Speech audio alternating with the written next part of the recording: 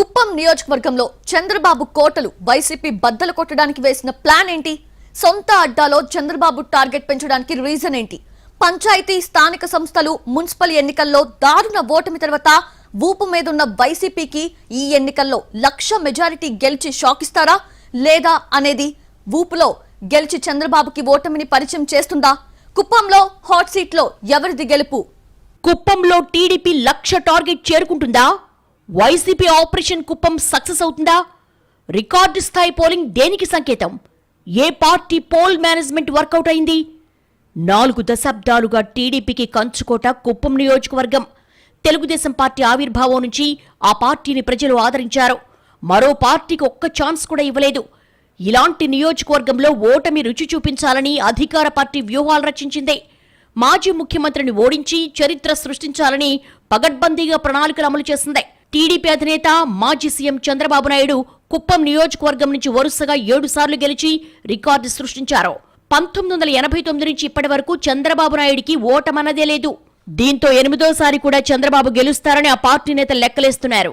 అయితే సంక్షేమ పథకాలు అమలు, కుప్పం సాగునీరివ్వడంతో ఓటర్లు వైసీపీ వైపు మొగ్గు చూపారని ఆ పార్టీ నేతలు ధీమా వ్యక్తం చేస్తున్నారు. కుప్పం నియోజకవర్గంలో 2014 ఎన్నికల్లో 83.90%, 2019లో 85.15% పోలింగ్ నమోదైంది.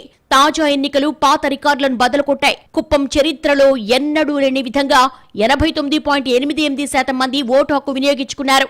పెరిగిన పోలింగ్ వైసీపీకి అనుకూలంగా ఉందని ఆ పార్టీ నేతలు భావిస్తుంటే చంద్రబాబు అరెస్టు, ఆ తర్వాత పరిణామాలు, ప్రభుత్వంపై వ్యతిరేకత, భారీగా ఓటింగ్ నమోదైందని టీడీపీ నేతలు చెప్పుకొస్తున్నారు.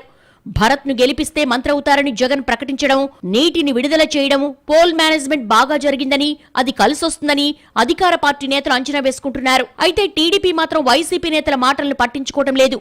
మీరు గెలిస్తే మంత్రి, చంద్రబాబు గెలిస్తే సీఎం అవుతారనే చిన్న లాజిక్ తెలియకుండా రాజకీయాలు చేస్తున్నారంటూ కౌంటర్ ఇస్తున్నారు. 35 ఏళ్లుగా కుప్పంను కన్నబిడ్డలా చంద్రబాబు అభివృద్ధి చేశారని, ఇప్పుడు అదే 1,00,000 మెజార్టీతో గెలిపిస్తున్నారంటున్నారు. అయితే పోల్ మేనేజ్మెంట్ లో టీడీపీ సరిగా చేయలేదనే టాక్ వినిపిస్తోంది. మాజీ సీఎం చంద్రబాబు ఓటమే లక్ష్యంగా పనిచేసింది వైసీపీ. వై నాట్ 175 నినాదాన్ని సైతం కుప్పం నుంచే ప్రారంభించింది.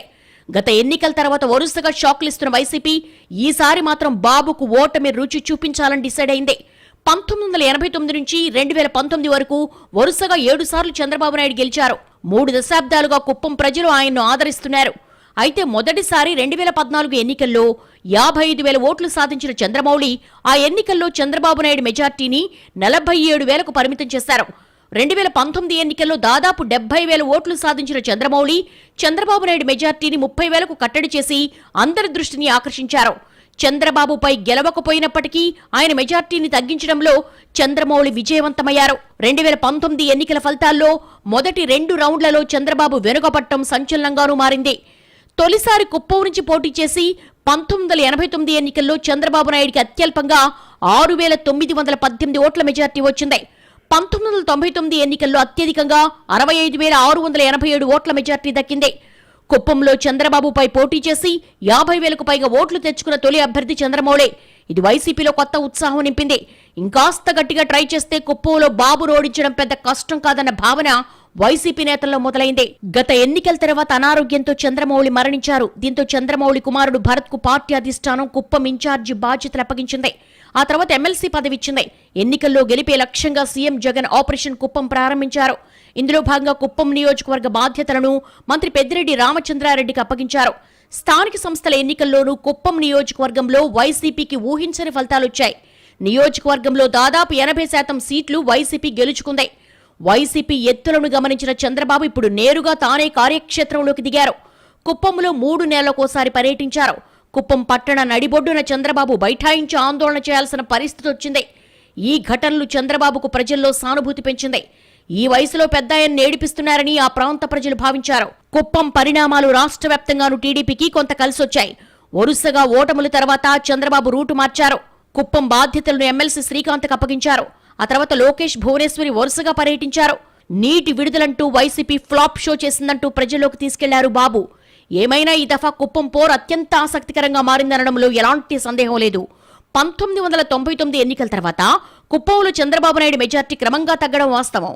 ఆ ధీమాతోనే వైసీపీ నేతలకు కాన్ఫిడెన్స్ పెరిగిందా, లేదంటే టీడీపీ 1,00,000 టార్గెట్ ను చేరుకుంటుందో లేదో తెలియాలంటే జూన్ 4వ తేదీ తేలిపోనుందే.